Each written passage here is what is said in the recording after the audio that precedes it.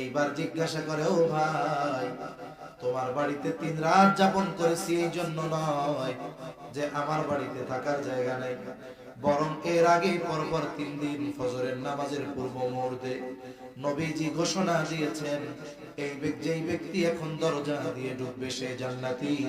বলে নবীজির ঘোষণার পর দরজার দিকে আমরা সবাই তাকায় দেখি, নবীজির ঘোষণার পর যেই ব্যক্তি দরজা দিয়ে প্রবেশ করেছে সেই ব্যক্তি হলা তুমি। তোমার ব্যাপারে জান্নাতের সুসংবাদ নবীজি দিয়েছেন।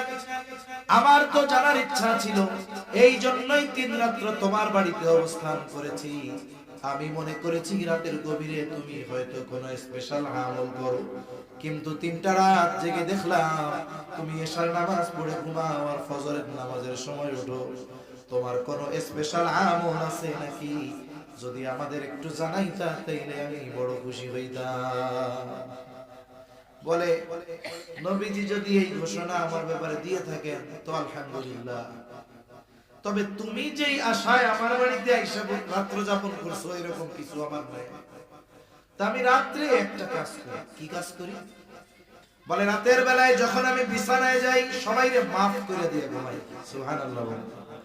আমার দিলটারে পরিষ্কার করে আমি ঘুমাই। কেউ আমারে কষ্ট দিলে তারে মাফ করে দেই। এইবার আব্দুল্লাহ ইবনে আমর ইবনুল আস বলে, ভাই হয়তো তোমার এই স্পেশাল আমলের কারণে রাসূলুল্লাহ সাল্লাল্লাহু আলাইহি ওয়াসাল্লাম তোমার ব্যাপারে এমন ঘোষণা দিয়েছে।